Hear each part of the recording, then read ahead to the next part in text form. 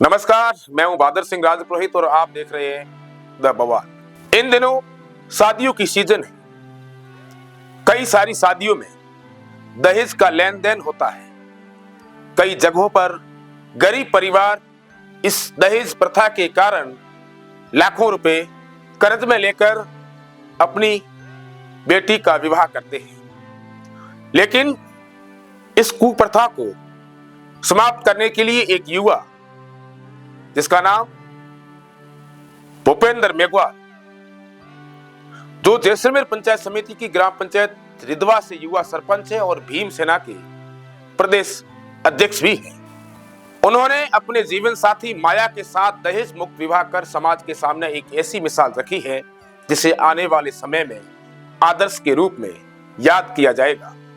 यह शादी सिर्फ दो दिलों का मिलन नहीं थी, बल्कि एक सोच, एक आंदोलन और एक क्रांति का प्रारंभ थी। वह क्रांति जो दहेज जैसी कुप्रथा को मिटाने की दिशा में कदम बढ़ाती है। दहेज, यह शब्द आपको सुनने में छोटा लगता है, लेकिन इसके पीछे न जाने कितनी जिंदगियां टूटी हैं, कितनी बेटियां अपमानित हुई हैं और कितने सपने दफन हुए हैं। आज भी अनगिनत घरों में शादी खुशियों का नहीं बल्कि बोझ और लेन देन का सौदा बन चुकी है।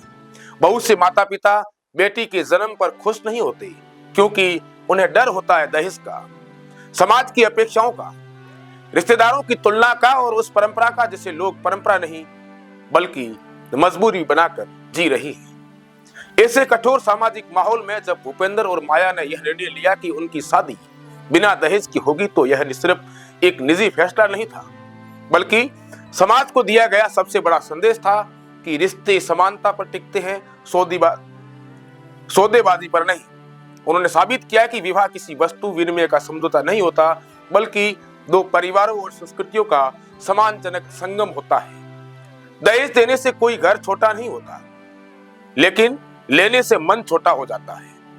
दहेज ने अनगिनत बहुओं के सपनों को चिता की तरह जला दिया। न जाने कितनी बेटियां अपने ही घर में पराई होकर घुटन, अत्याचार और अपमान सहती रही। कई मामलों में तो यह प्रथा उनके प्राण तक निगल गई। आज जब कोई नव दंपति ऐसी रस्मों का विरोध करता है, तो वह सिर्फ शादी नहीं करता, वह समाज की उस जड़ मानसिकता को चुनौती देता है जो सदियों से बेटियों को वस्तु की तरह तोला करती है। भूपेंद्र और माया का यह कदम बताता है कि परिवर्तन भाषणों, मंचों या पोस्टरों से नहीं आता।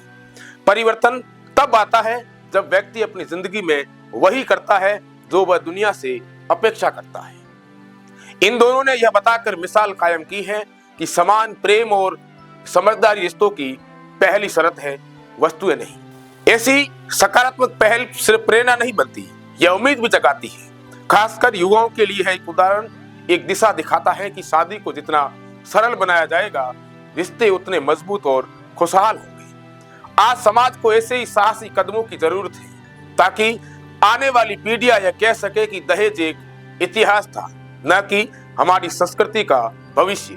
भूपेंद्र और माया को इस महान विचार और साहसिक निर्णय के लिए हृदय से बधाई। यह सिर्फ एक शादी नहीं बल्कि एक सामाजिक जीत है।